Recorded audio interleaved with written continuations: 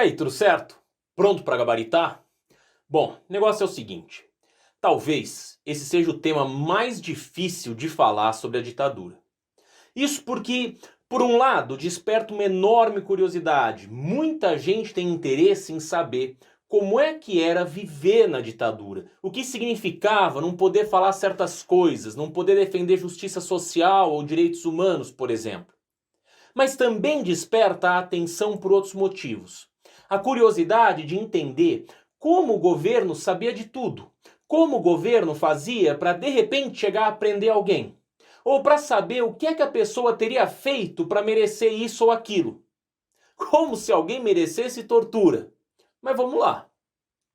Outro ponto, que talvez seja o mais leve e interessante, é o de que muitas vezes, ao conversar com os mais velhos, vemos pessoas dizendo da ditadura como o melhor período que viveu na vida. E por outro lado, temos a história que nos mostra que as coisas não eram tão boas assim. Então, como pode ser que a lembrança de um grupo de pessoas seja tão boa e que o governo tenha sido tão difícil?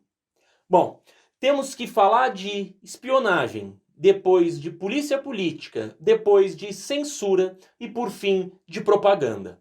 Ou seja, ficar sabendo de tudo pela espionagem, prender e combater pela polícia política. Ninguém sabe de nada de ruim por conta da censura e todos são convencidos de que está tudo bem pela propaganda. O homem responsável pela espionagem é, sem dúvidas, Golbery do Couto e Silva.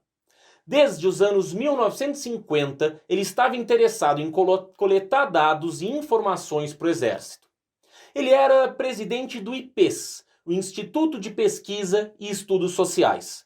Lá foram reunidos diversos documentos, informações sobre associações, pessoas, partidos e alguns outros temas que o interessavam. 3 meses depois do golpe de 31 de março, foi criado por Golbery o Serviço Nacional de Informação, que oficialmente no governo substitui o órgão criado na gestão JK, chamado CIF, que era o Serviço Federal de Informação e Contra-Informação. A substituição de um órgão pelo outro foi por conta da necessidade de ampliação do poder e também para que a estrutura fosse adequada ao modelo norte-americano, que efetivamente deu uma consultoria à ditadura brasileira sobre como deveria ser montado o Serviço Nacional de Informação. Golbery, em momento posterior, afirmou ter criado um monstro. Não era bem um monstro, era apenas uma forma do presidente estar bem informado. Mas com a chegada de Costa e Silva no poder, o SNI criou DSIs, que são Divisões de Segurança e Informações. Essas divisões estavam dentro de cada ministério, por exemplo, abaixo dos ministérios, nas inúmeras empresas criadas pelo governo. Nessas empresas também havia as AESI, Assessorias Especiais de Segurança e Informações. Essas faziam com que tudo o que acontecesse em algum braço do governo chegasse a algum dossiê, e este dossiê poderia, se relevante, chegar às instâncias superiores. Vale notar que o Estado inchou com a quantidade de AESs criadas, e também vale notar que isso manteve boa parte da oficialidade do Exército disputando posições em AESs e também em AESs mais importantes. Também é fundamental apontar que todas essas medidas são bastante anteriores ao período mais duro da ditadura. Tudo isso é anterior ao AI-5. O SNI é, portanto, um mecanismo ou um órgão que produz informações, mas não necessariamente o que interroga ou prende. Havia outro órgão responsável por isso. Não devemos confundir o SNI com o DOI-CODE, que é o Destacamento de Operações de Informação e Centro de Operação de Defesa Interna, ou Centro de Operações de Defesa Interna. Também não podemos pensar que o SNI era o chefe de todo o esquema de repressão. As tarefas eram muito distintas também. Também, enquanto um agente do SNI fazia escutas telefônicas, recortava jornais e redigia avaliações de pessoas, um capitão do DOI interrogava com pau de arara, choque elétrico e afogamento. O SNI atingiu a marca de 2.500 funcionários, além daqueles espontâneos e não remunerados. Partindo do exemplo dos Estados Unidos, Alemanha, França, Israel e Inglaterra, o Brasil criou a Escola Nacional de Informações. Isso não foi tão efetivo quanto poderia. O que se pretendia era manter uma espécie de CIA no formato brasileiro, mas não foi muito para diante. De qualquer forma, 120 pessoas passavam por ano, majoritariamente militares, ainda que civis fossem encaminhados para ela, especialmente os funcionários públicos.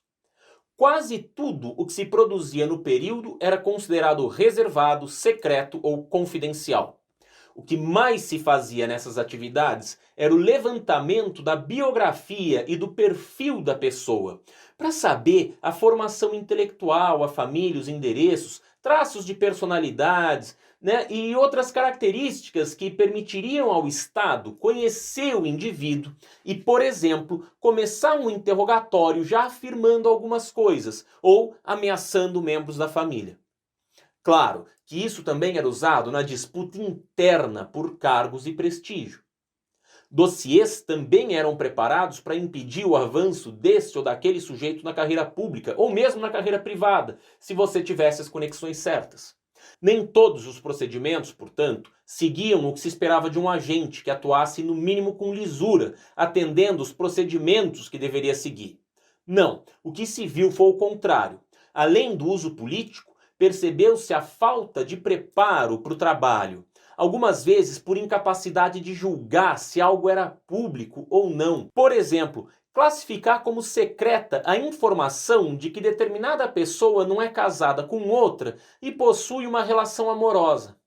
Ou até mesmo começar a ver problemas onde não havia. Como um professor fazer uma reunião com um grupo de estudantes em uma biblioteca da universidade. Isso poderia ser associado a outro fato, como o mesmo professor receber alunos em sua sala, no prédio da universidade. E ainda o professor ter aquela relação amorosa. Portanto, pronto, estamos falando de um agente do comunismo internacional que passa informações ao professor, que repassa aos líderes do movimento estudantil e ainda tenta aliciar outros alunos para o bando. Percebeu como uma atividade normal pode ser vista como uma atividade clandestina? E isso pode causar a demissão do professor ou a convocação para interrogatório dos alunos e por aí vai. Mas a parte do interrogatório dos alunos não caberia ao SNI. Provavelmente esse dossiê seria levado ao MEC, à reitoria da universidade, e com certeza será encaminhado para o DOI-CODE.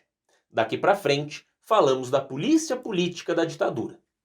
Antes de mais nada, é preciso lembrar que não podemos cair na bobagem de discutir se o país merecia ou não entrar em ditadura porque isso era melhor do que o comunismo, ou que o comunismo é letal, ou isso ou aquilo.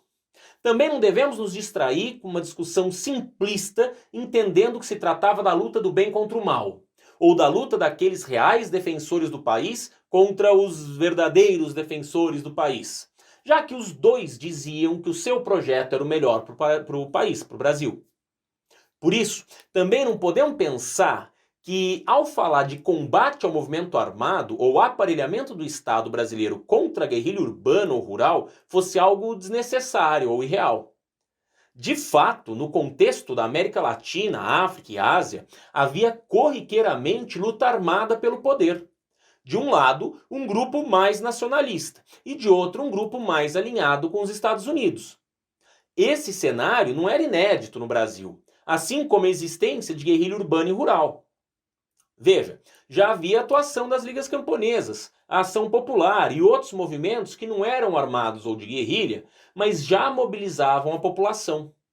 Por isso, o surgimento do AI-5 não pode ser visto como um ato arbitrário do governo. Nem podemos dizer que a mobilização social começou apenas com o AI-5. Mas também não podemos justificar o AI-5 como fruto de um combate à luta armada. O contexto do ato institucional número 5 se liga às disputas internas ao governo, à mobilização política da oposição ao governo, à mobilização popular contra o governo, aos movimentos que se aproximavam das armas, ao contexto internacional e outros fatores que não permitem uma explicação pontual simplista e que torna tudo culpa de um ou do outro. Ou porque não sei quem pediu não dá. Essas banalizações que vemos muitas vezes em discussões informais ou mesmo na imprensa não cabem no vestibular, não cabem numa aula de história. Mas a polícia política agia para conter ações de luta armada, como aquelas poucas que se iniciaram em 1968, com assaltos a banco, por exemplo. Por isso, o SNI esperava uma postura mais enérgica de Costa e Silva havia mais tempo. E isso retroalimenta os dois campos do discurso da memória. Para os militares daquele momento e defensores da ditadura em geral, a luta armada confirmava a necessidade do sistema de segurança interna, o CISEGIM, e o AI-5 confirmava a necessidade da guerrilha, uma vez que a porta política estava fechada. A edição do ato institucional em 13 de dezembro de 1968 foi justificada pelos discursos do deputado Márcio Moreira Alves, que havia convidado as namoradas dos cadetes a boicotá-los, além de chamar o exército de carrascos e torturadores. Costa e Silva poderia ter seguido uma orientação mais amena e apenas ter fechado o Congresso.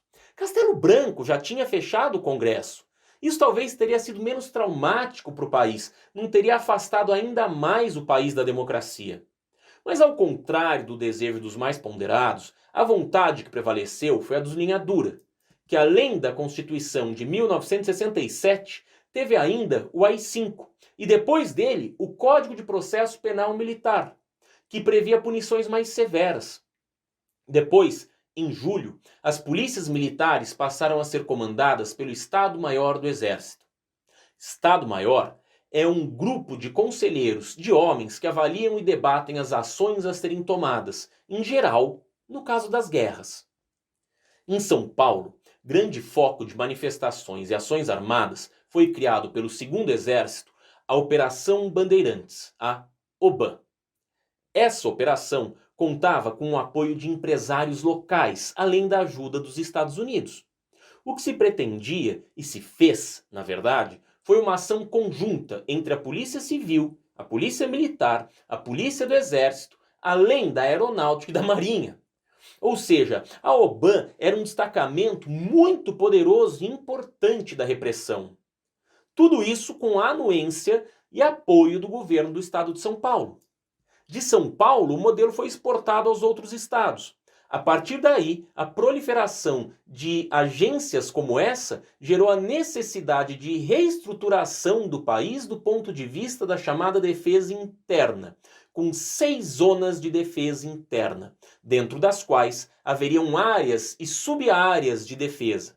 Também haveriam os Centros de Operações de Defesa Interna e os Conselhos de Defesa Interna, para além do Destacamento de Operações de Defesa Interna. São os DOI-CODE, que já falamos antes, mas agora sendo colocados nas estruturas do CISEGIM. Podemos dividir assim: os CODES cuidavam da informação, investigação e planejamento, enquanto os DOI faziam o trabalho de prender, interrogar, torturar e assassinar. O trabalho era em 2 turnos, contínuo, e sempre havia troca de agentes de uma região para outra, de um presídio para o outro, sempre buscando dificultar o reconhecimento dos agentes por parte dos torturados e interrogados, bem como sempre torturando, sempre tornando mais difícil a formação de um inimigo visível a ser combatido. O combate por parte dos guerrilheiros era contra uma instituição. Não havia uma pessoa, mas uma instituição a ser combatida. E essa instituição não tinha rosto. Alguns se tornaram mais cruéis, como Ustra e Fleury. Outros foram célebres por mortes que vieram a público, como Ednardo Dávila Melo, chefe das operações que mataram Manuel Fiel Filho em janeiro de 76 e Vladimir Herzog em outubro de 75. Essas mortes vieram à tona pois ocorreram justamente em um momento de abrandamento da censura. Por mais que a discussão sobre o real significado de censura e liberdade de expressão seja bastante alongada, sempre houve e ainda existem critérios para a divulgação de determinados temas. Por exemplo, as classificações de público para determinado filme, o conteúdo que se pode colocar em certa rede social, o que deve ou o que pode ser lido em uma escola de educação infantil, e por aí vai. Por isso, em qualquer parte do mundo, discutir censura e liberdade de expressão é particularmente difícil. Mas há casos e casos em que a situação é menos turva, que se pode ver com maior clareza. Mas isso é só uma parte. A gente continua na próxima aula. Segura aí.